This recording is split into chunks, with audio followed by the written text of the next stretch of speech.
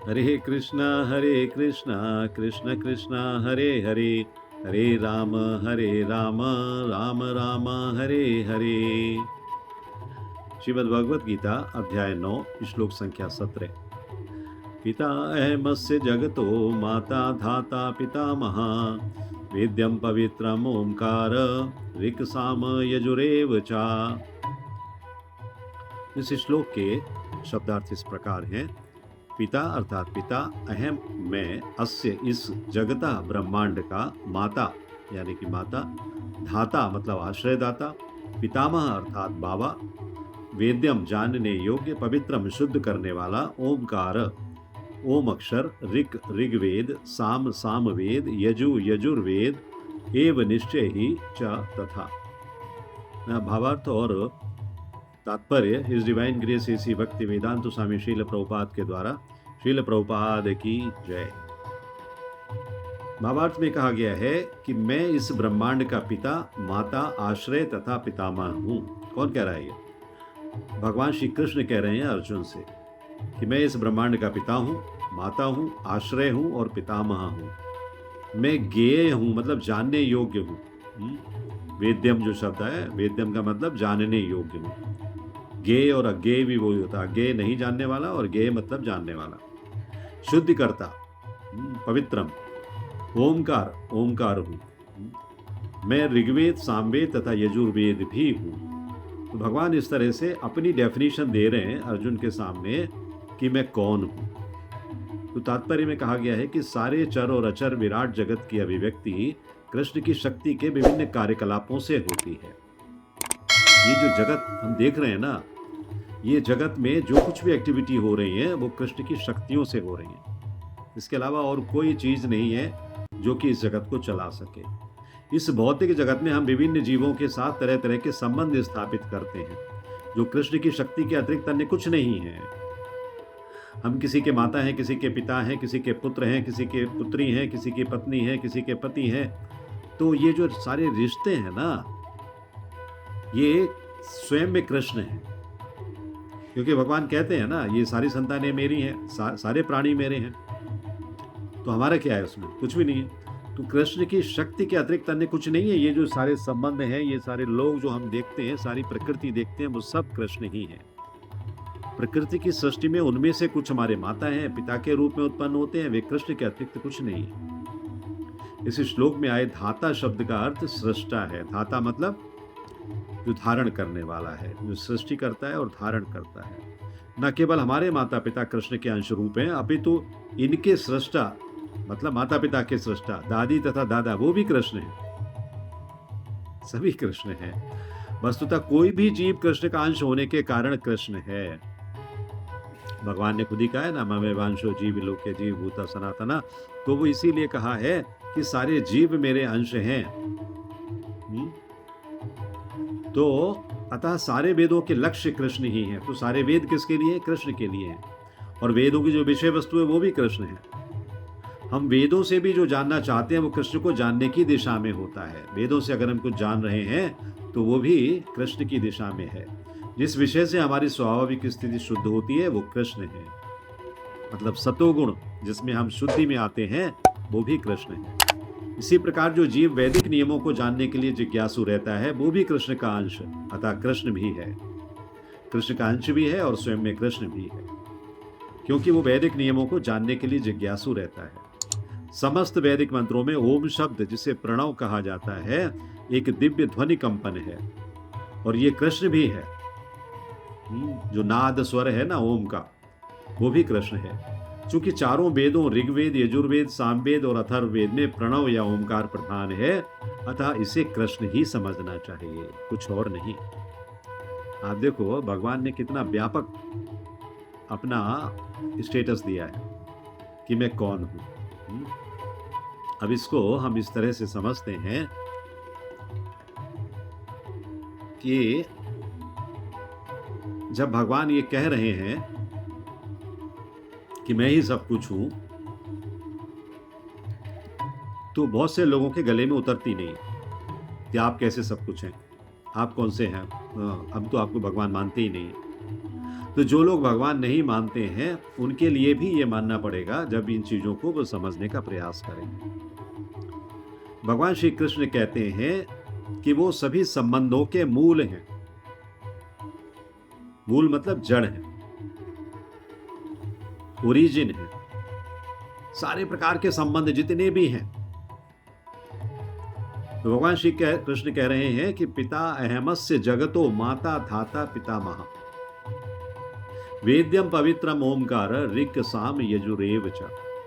इस एक ही श्लोक में भगवान स्वयं को सृष्टि के हर संबंध का आधार बता रहे हैं। कैसे? कहते हैं पिता हूं, माता हूं, पितामह हूं, धारण करता हूं, ज्ञान और पवित्रता हूं, सब उनका ही विस्तार है। जिस प्रकार एक ही सूर्य से असंख्य किरणें निकलती हैं, वैसे ही भगवान से ये संपूर्ण ब्रह्मांड प्रकट हो रहा है। और ब्रह्मांड में जितना जो कुछ भी हो रहा है वो सब भगवान श्री कृष्ण ही है। तो इस श्लोक का सार ये है कि भगवान श्री कृष्ण ही सृष्टि के पिता हैं, माता हैं, पालन करता है और पितामह हैं। वे ही वेदों द्वारा जानने योग्य तत्व हैं, वे ही पवित्रता का स्रोत हैं और वे ही ओमकार हैं। तो वेदों के हर मंत्र में उन्हीं की ध्वनि है, कोई और नहीं है।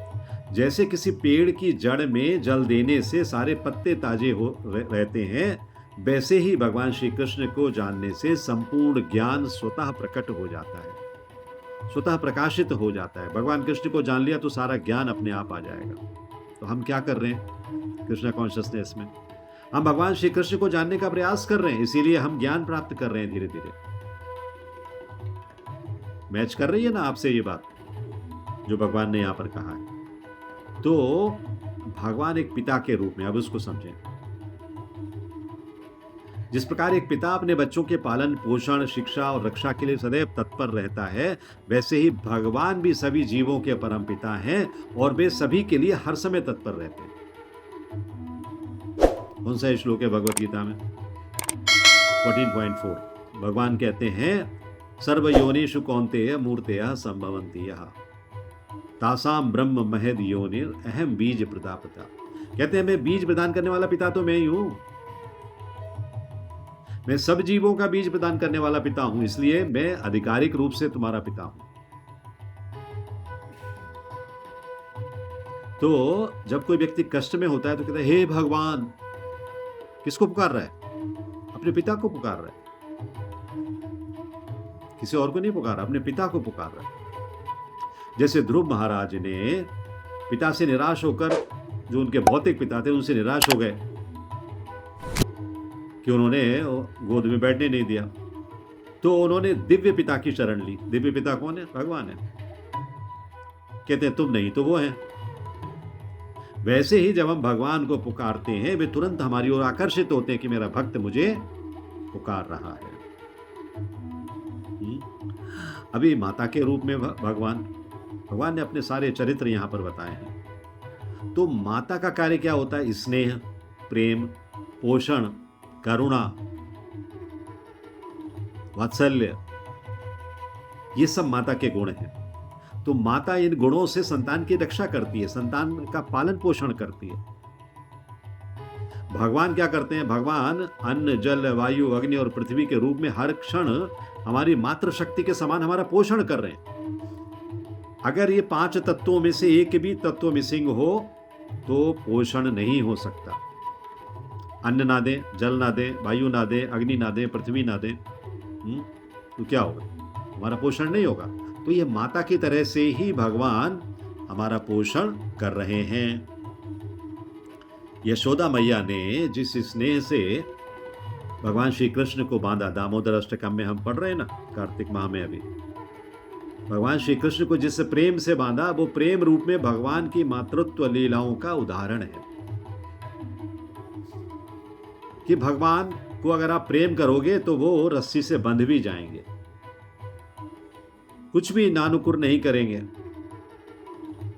आधुनिक जीवन में जब कोई मां अपने बच्चे के लिए त्याग करती है, सैक्रिफाइस करती है, तो उसमें भी भगवान की ही झलक है।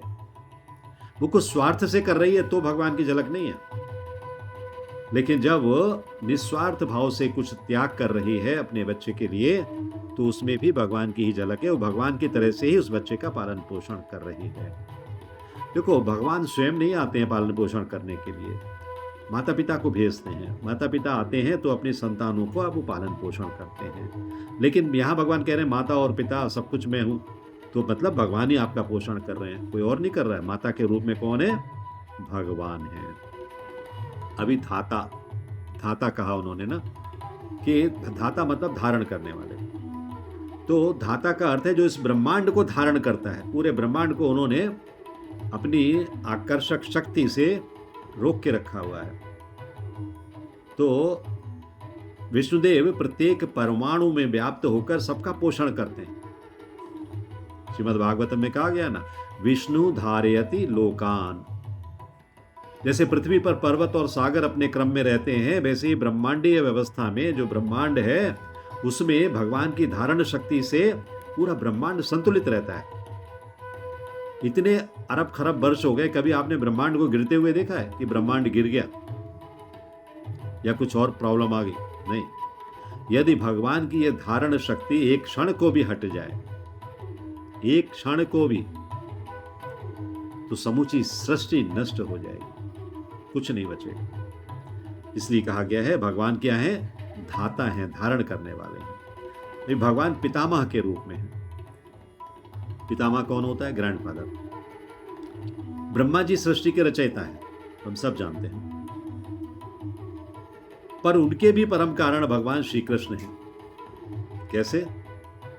ब्रह्मा जी खुद कहते हैं अपनी प्रेयर्स में, गोविंदम आदि पुरुषम तमहम भजामि। तो जिस प्रकार दादा अपने परिवार को मार्गदर्शन देता है, वैसे ही भगवान पूरे ब्रह्मांड को नियम और मर्यादाएं देते हैं। यदि नियमों में चलो, मर्यादाओं का पालन करो, सबसे सुखी रहोगे और बहुत जल्दी मेरे पास लौट कर आ जाओगे। इससे हमें यह संदेश मिलता है कि जीवन में जो भी वरिष्ठ हैं, पितामह का मतलब क्या है? वरिष्ठ हैं, वो सीनियर है ना, ग्रैंडफादर है, तो उनमें भी ईश्वर की छवि देखनी चाहिए पितामह के रूप में। और अगला क्या बोलते हैं? वेद्यम। वेद्यम का मतलब वेदों द्वारा जानने योग्य है भगवान। भगवान भगवत गीता में 15वें चैप्टर में क्या कहते हैं? सर्वस्य चाहम हृदय सन्निविष्टो मत्ता स्मृतिर्ज्ञानम अपोहनम चा वेदैश्च सर्वैरहमेव वेद्यो वेदांत कृद्वेद विदेव चाहम। तो वेदैश्च सर्वैरहमेव वेद्यो, वही बात यहां पर है, वेद्यम। वेदों का उद्देश्य केवल ज्ञान प्राप्त करना नहीं है, बल्कि भगवान का ज्ञान प्राप्त करना है, भगवान का बोध होना है, भगवान के विषय में जानकारी प्राप्त करना है। जैसे किसी व्यक्ति के जीवन का लक्ष्य केवल नौकरी नहीं बल्कि आत्मसंतोष होता है। जब तक उसे आत्मसंतोष नहीं होता, वो नौकरियां बदलता रहता है ना? वैसे ही वेदों का लक्ष्य केवल कर्म नहीं है बल्कि कृष्ण का दर्शन है। जब आप कृष्ण का दर्शन कर लोगे उन वेदों में, तो आपको संतोष मिलेगा। देवर्षि नारद कहते हैं कि जब तक मनुष्य ईश्वर को नहीं पहचानता, तब तक उसका ज्ञान अधूरा है। तो मनुष्य को प्रयास करना चाहिए किसका? कि वो भगवान को पहचानने का प्रयास करे, ईश्वर को पहचानने का प्रयास करे। अगला क्या है? कि भगवान पवित्र हैं, पवित्र रूप में है। भगवान का नाम, रूप, लीला, गुण, सभी कुछ उनका सिर्फ स्मरण, इवन भगवत गीता का स्मरण भी आप कर लोगे तो मन को शुद्ध करता है, क्योंकि वो साक्षात भगवान है। भगवत गीता में हरि नाम का कीर्तन हम लोग करते हैं, तो हरि नाम का कीर्तन का भी वही प्रभाव है जो नदी में स्नान करने से शरीर को मिलता है।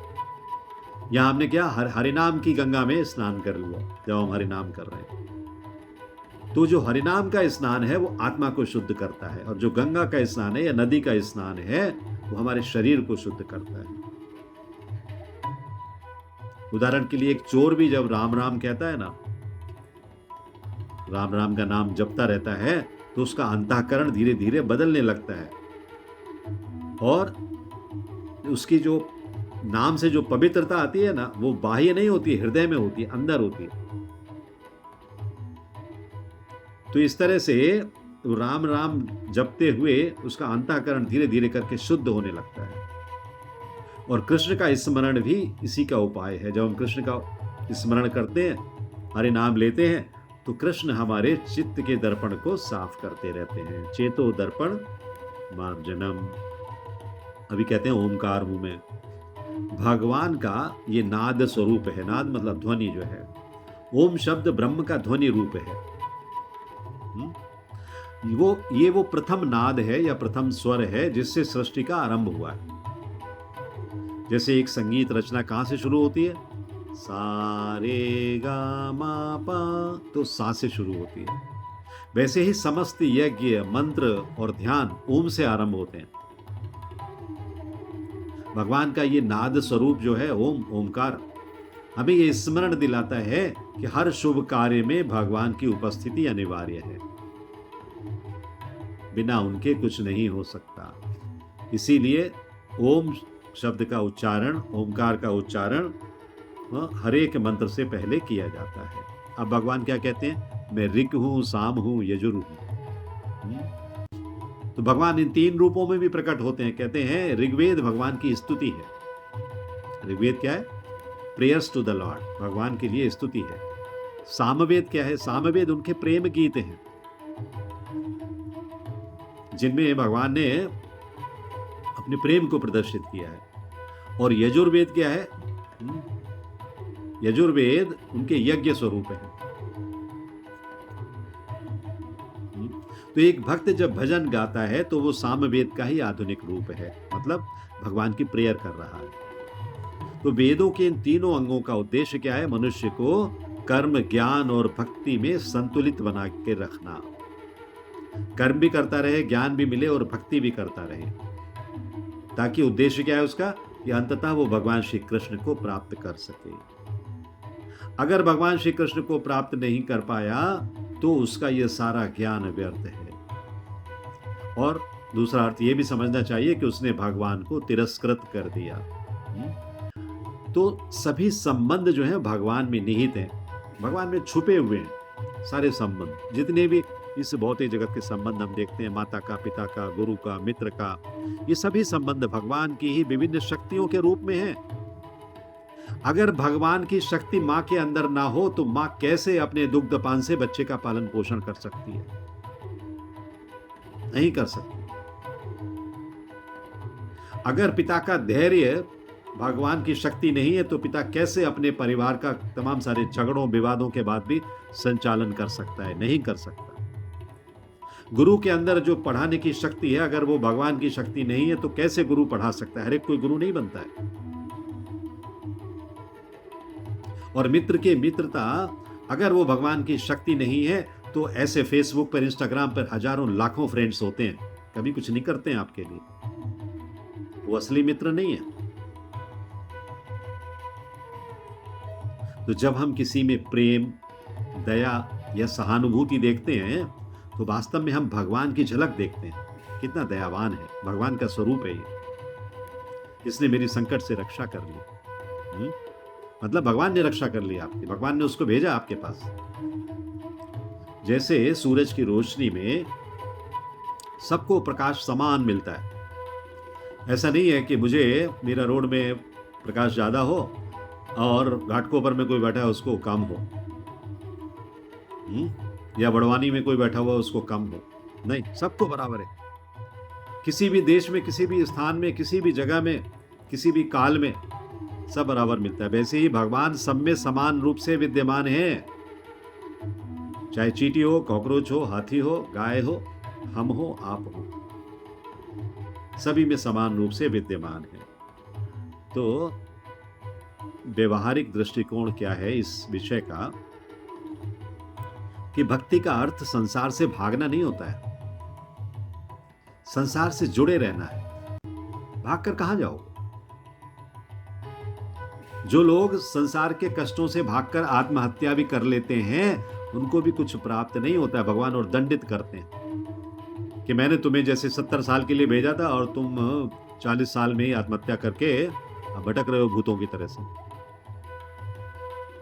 तो भक्ति का अर्थ संसार से भागना नहीं है, बल्कि संसार में ईश्वर को देखना है, वो भक्ति है। जब हम किसी को क्षमा करते हैं ना, या उसकी सेवा करते हैं, या किसी को दुख में सहारा देते हैं, तब हम ईश्वर की इच्छा का पालन कर रहे होते हैं। ईश्वर हमसे ये करवाना चाहते हैं, इसलिए हमने किया। यही दृष्टिकोण हमें द्वेष और अहंकार से मुक्त करता है। क्या मैं नहीं कर रहा हूं, भगवान करवा रहे हैं मुझसे। करता मैं नहीं हूं, करता भगवान है। तो आपको ना तो द्वेष होगा किसी से कि मैं क्यों करूं इसके लिए, ना अहंकार होगा कि मैंने किया इसके लिए। दोनों चीजें नहीं। तो हर एक जगह में हमें भगवान को ही दर्शन करना है, दूसरा कुछ नहीं। तो ओवरऑल मैसेज क्या है इस श्लोक का, कि भगवान सर्वत्र हैं। पिता के रूप में पालन करता है, माता के रूप में पोषक हैं, वेदों के रूप में ज्ञान है, ओम के रूप में नाद स्वरूप हैं या ध्वनि हैं। जब भक्ति अनुभव करता है कि सब कुछ भगवान ही है, तब उसे किसी भी वस्तु में अलगाव नहीं दिखता, सब जुड़े हुए दिखती हैं, क्योंकि सब में भगवान है। समझ रहे ना? यही एकता की अनुभूति या जुड़ाव की अनुभूति उसे सच्चा संतुलन और आनंद प्रदान करती है। संतुलन मतलब भौतिक और आध्यात्मिक जगत का संतुलन बन जाता है, उसका तकलीफ नहीं होती उसके लिए, और फिर वो आनंद का अनुभव करता है। तो कंक्लूजन क्या है, निष्कर्ष क्या है? वेद्यम पवित्रम ओमकार ऋक् साम यजुरेव च। इस श्लोक का गूढ़ संदेश है कि सब कुछ कृष्ण ही है। जो व्यक्ति ये समझ लेता है कि भगवान ही सारे संबंधों के मूल हैं, वो द्वैतवाद से ऊपर उठ जाता है। द्वैतवाद मतलब क्या है? दो मानना। दो नहीं है, भगवान तो एक ही है। जो कुछ है भगवान, ये दूसरा कोई है ही नहीं। तो जीवन में जब ये दृष्टि विकसित हो जाती है कि भगवान सर्वोच्च है, supreme personality of God head भगवान है, तब हर क्रिया, हर संबंध और हर भावना भक्ति का रूप ले लेती है। हर कार्य भक्ति का रूप ले लेता है, हर कार्य सेवा का रूप ले लेता है, और हर कार्य में आनंद आता है। क्योंकि किसकी सेवा कर रहे हैं, किसकी भक्ति कर रहे हैं? भगवान की कर रहे हैं। हर चीज में भगवान दिख रहे हैं, तो हम जो कुछ भी कर रहे हैं उन जीवों के लिए वो भगवान की सेवा है, इसीलिए वो आनंदमयी है। हरे कृष्ण कृष्ण कृष्ण हरे हरे, हरे राम राम राम हरे हरे, हरे Krishna. If you like this video, press the like button and share it with your family and friends. If you want to watch more such videos, please subscribe to our channel, and for getting updates, press the bell icon.